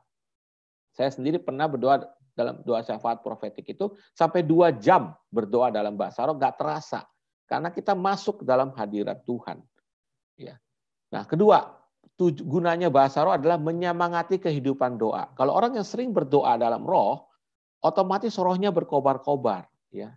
Kehidupan doanya luar biasa. Ya. Yang ketiga, pintu masuk bagi karunia-karunia karismatik lainnya untuk melayani. Doa dalam bahasa roh adalah pintu gerbang kepada karunia-karunia yang lain, seperti karunia nubuat, sabda pengetahuan, karunia iman, karunia penyembuhan. Ya. Biasanya pintu gerbangnya adalah karunia berdoa dalam bahasa roh. Yang keempat, senjata melawan godaan setan. Ya. Seringkali kita gagal ketika kita mengalami godaan. Nah, ketika kita berdoa kepada Tuhan, roh kita kuat, roh kita menyala-nyala, kita akan kuat menghadapi godaan itu. Ya, yang kelima, memberikan perasaan tenang, hening, dan damai. Ya, ketika kita berdoa dalam roh selesai, biasanya ada damai sejahtera, tenangan dalam hati kita, keheningan. Ya, kita bisa masuk ke dalam keheningan yang mendalam bersama Tuhan. Suatu keindahan persatuan dengan Dia. Ya. Ini membantu sekali buat kita masuk ke dalam kontemplasi yang pasif. Karena doa dalam bahasa roh itu adalah kontemplasi aktif. Ya, di mana kita berdoa tidak lagi pakai akal budi, tidak lagi mikir, tapi kita berdoa dengan hati kita. Yang keenam, bentuk doa permohonan efektif kita ketika kita tidak tahu secara pasti apa yang kita minta. Jadi seringkali kita berdoa, kita nggak ngerti kita harus minta apa. Tapi kita berdoa dalam roh, Tuhan tahu. Roma 8 ayat 26 tadi. Yaitu roh membantu kita dalam kelemahan kita untuk berdoa kepada Allah dengan keluhan-keluhan yang tidak terucapkan. Ya. Yang ketujuh, menambah daya kreativitas. Orang yang sering berdoa dalam bahasa roh, itu sangat kreatif. Karena apa? Karena Tuhan memberikan inspirasi kepada dia, memberikan ide-ide kepada dia. Ya. Maka banyak sekali gunanya berdoa dalam bahasa roh ini. Ya. Baik, berikutnya. Bagaimana aku mengalaminya? Ya, tentunya sahabat-sahabat muda pasti, saya pengen dong mengenal Allah secara pribadi, baca kitab suci menjadi suatu kerinduan, baca kitab suci kok gampang sekali mengertinya, ikut liturgi indah sekali, hidup doa berubah, buah-buah roh muncul, hidup saya diberkati, saya mengalami Tuhan yang hidup, Roh Kudus membimbing saya. Saya pengen hidup seperti itu. Nah, bagaimana aku mengalaminya? Ya, dalam pencurahan Roh Kudus ini. Yang pertama, kita harus buka hati. Wahyu 3 ayat 20, sabda Tuhan begini. Lihat, aku berdiri di muka pintu dan mengetok. Barang siapa yang membuka pintu, aku akan masuk mendapatkannya, aku akan makan bersama-sama dengan dia, dan minum bersama-sama dengan dia. Kalau kita nggak membuka hati, Tuhan nggak bisa masuk pada kita. Tuhan tidak bisa maksa. Mungkin kalau kita pernah lihat gambar Tuhan Yesus, ya, yang ketika mau masuk, itu gagangnya itu adanya bukan di luar, tapi di dalam kita. Jadi Tuhan Yesus juga tidak bisa masuk ke dalam hati kita kalau tidak dibuka pintunya dari kita sendiri. Jadi kita harus membuka hati kita. Ya. Kedua, rindukan dengan sangat. Lukas 11 ayat 13. Kalau Bapamu di dunia ini aja mau memberikan yang baik untuk kamu, apalagi Bapamu yang di sorga, Dia akan memberikan Roh Kudus kepada mereka yang minta kepadanya. Yang minta kepadanya. Jadi, nggak ada jalan lain, rindukan dengan sangat. Ya, walaupun Anda nanti di rumah mengalami pencurahan Roh Kudus, Anda bisa membuka hati Anda. Ya, membuka hati itu maksudnya lebar-lebar. Ya, siap Tuhan, penuhi aku dengan Roh-Mu.